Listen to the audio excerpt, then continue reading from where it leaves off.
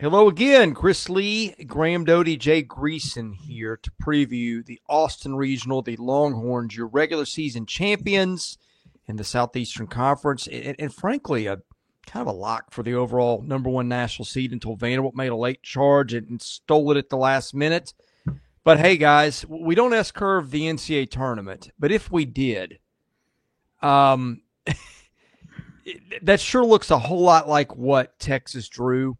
I think the committee did a pretty good job making the regionals balanced for the most part. But if you stand out, and boy, the minute we saw the draw, and not that anything's ever easy, right? We're going to get into why Texas could have some difficulty. But I think Texas got the easiest pairing. It's a pairing that if you did S-curve it, it would be what you would expect for the number one. I think it got a lower-end 2 seed in Texas San Antonio, which does have some good parts of the ball club that could give Texas problems we'll get into. I think it got a weak 3 in Kansas State, and they got an okay 4 in Houston Christian, which Texas has seen, but also beat 12-1, guys. Yeah, but they got the Lord on their side now. I'm going to need an explanation here. Well, they switched. Christian, what kind of more explanation do you need over there? I'm pretty sure they were Houston Baptist and then flipped to Houston Christian. Well, there you go. Tell you a side story. Nanny Greason, who is the best cook I've ever been around. I got another story about that later. But so I go off to college at Auburn, and her first question is saying, "How's school going?" I go, "It's going good." She goes, "Have you found a church?" I said, "Yes, ma'am, I have. I go to the Methodist church." She goes, "They call that church?"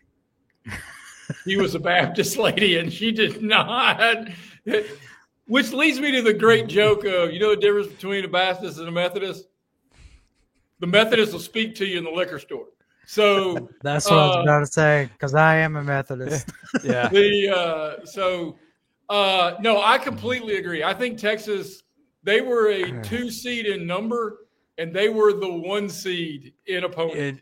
Yeah. Have no dog in the Baptist Methodist hunt, so I'll stay out of that one. But Texas guys didn't close exceptionally strong, which was kind of weird because they got Max Ballou back right about the time they started to play worse than us.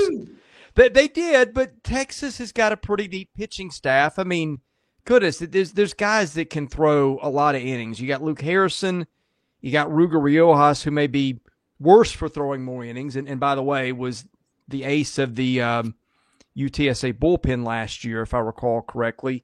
Grubbs is a guy that started and done starters innings before, not as many this year, but certainly last year. Volantis lights out at the end. Bing covered 40 innings for them very well. Jason Flores, Thomas Burns, who stepped up and had maybe a bigger role later after being a dude for Arizona State. Duplanier's pitched a lot of innings at Texas. Grayson Saunier's been a starter for Ole Miss. I mean, we saw Ethan Walker, who threw, less than 7 innings all season and threw, 4 to 5 great innings against Tennessee in the SEC tournament. I don't think the Spencer injury, while it's hurt them, I really think they've got enough pieces there to cover for that. I think my question is, was that just a late season, hey, Texas got bored, having put some distance between itself and the pack, and maybe pace itself a little bit going to postseason? I don't know the answer, but it was really weird how this team just kind of jumped in and ran away from the pack all year and then closed the way it did. I kind of think it's a combination of both. They had a sizable lead over everybody else.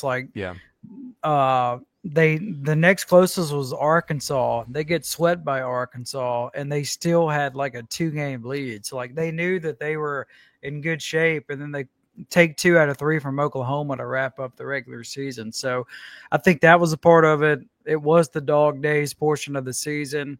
To me, I would be more nervous about the offense if I was a Texas fan. 11 games in the month of May, they've only scored more than 5 runs 5 times. And so 2 of those, they were right at the 5-run mark. So kind of the offense is what I would be more nervous about, because we know their pitching has been such a strength for them pretty much all season long, with Grubb Stubbs and Harrison and Volantis. I mean, you name it. They got options starting wise, mid relief, late bullpen. I mean, that's why they were able to win the SEC regular season. So, but to answer your question, Chris, I think it was a combination of all things, but I think they are in fantastic shape moving forward as they get ready to begin their regional. UTSA appears to me, guys, to be the contender. It lost its conference tournament, which was the American, I believe. But Graham, you noted this team was just star-studded with guys that made all-conference teams. Yeah, it was. So normally in conferences like this, when you have a good season, your coach will be coach of the year. He is, and Pat Hallmark, and he was the unanimous coach of the year. But the big one is Mason Lytle. He is the conference player of the year in the American, so that's one to watch. They also have the newcomer of the year in Drew Detfelson. So that'll be something to watch. And then just as far as first team all conference selection goes, this is a Roadrunners team. They have 5 first team all conference selections. Now that's position players and pitching wise. So you can see why they are a team that made it to this spot as an at-large after not winning their conference tournament. That's a team that produced only 2 teams to the tournament, or a conference that produced 2 teams to the dance, by the way, and they're one of them.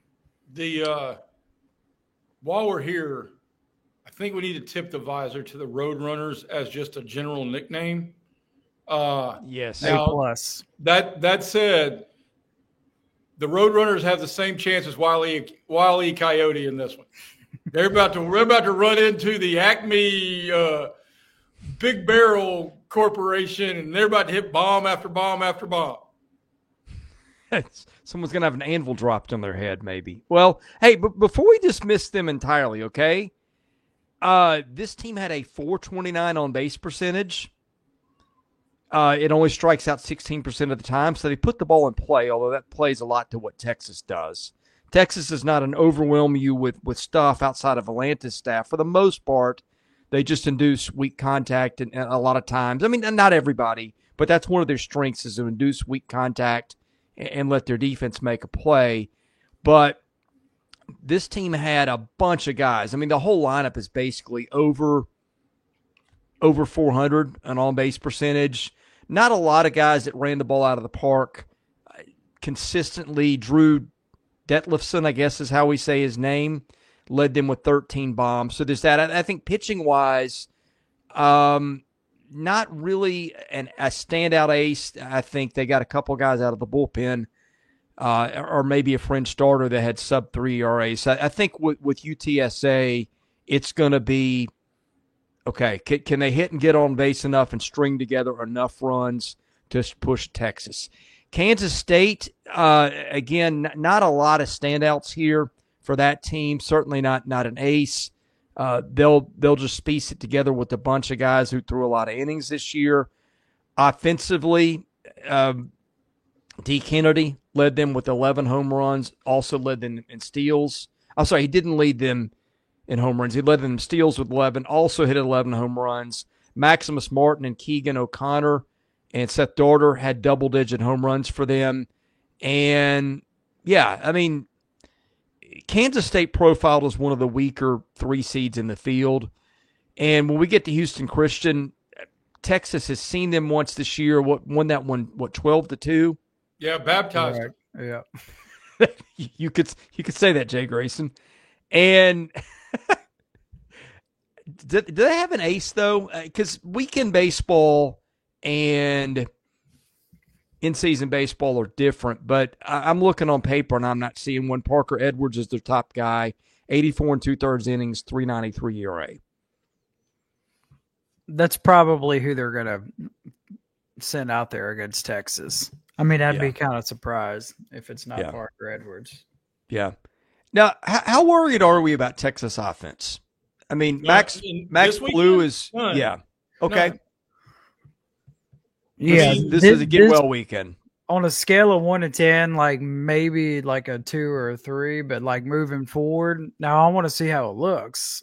Now, obviously, the quality of pitching will be totally different than what Texas has seen here lately. Like, there is no Kyson Witherspoon for any of these other teams that Texas just faced to wrap up the regular season. But I do want to see what they look like offensively. I don't think they'll have any issues this weekend, but super regional time, yeah, for sure. I'll go here as we kind of transition, and I didn't mean to cut you off, Chris. That's right. The questions are fair and they're number based because, I mean, Graham and I almost did one without you earlier, and I was going to feel like we were like having like a substitute teacher in there, and like the place was just going to run wild, and everybody was going to be running around with. I'd have my shirt off, and it'd just be a whole lot of just craziness. They're going to put on a movie, huh? Put on a movie in the background. Yeah, good. All right, hey guys, here's around the horn. All right, great. If I had to bet a sizable amount of money, a Greason family sizable amount of money, and I can only pick one winner from one of these regions, if I got the first pick, I'm probably taking Texas. Yeah. All right, with school back in session here for a minute, I will say here's the concern. A lot of their guys, their production waned as the season got longer. I think it did with Will Gasparino and Tommy Farmer. It certainly did with Ryland Galvan, who we had as a potential – I think he was my midseason SEC Player of the Year when we did that. Adrian Rodriguez didn't tail off as much. And he's a super talented hitter, but he's also a freshman. This is probably the most ball he's ever played. We'll see if Ballou maybe when you miss some time, sometimes you get your timing, out of whack. It takes some time. That's my pessimistic view of this. But spoiler alert, I think we're all going Texas in this regional, unless I'm not reading. I'm not a mind reader, but you guys have given me some clues, and I think I'm picking up on them here. Well, how big of an X factor could somebody like Jonah Williams be in this regional and moving forward? Less than 50 at bats all season, but and most of those came late in the year, and he was okay. He wasn't super productive, but he he could belong at the lower end of that lineup. Hey, Graham, this is another one of the games that Texas is playing the 2:00 Eastern slot. Think it's going to be toasty in Austin? It's going to be a little warm. It's not going to affect Houston Christian because they're used to it, and two, they know that the fires of hell are way worse. Walked right into that one. What? Yeah. Wow. Didn't have hell jokes on the bingo card for this one. Yeah, look, I think the taking the early time slot is kind of an interesting phenomenon as an aside. We're seeing more teams do that. That's like the one thing nobody wants to do. And then a couple teams jump out, and then all of a sudden the herd kind of follows. We're not there yet where everybody's playing. Yeah, the host is playing the first game, and I don't really care for it for the heat.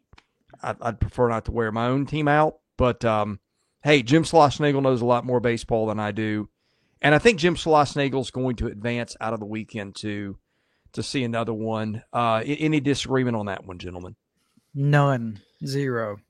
All right.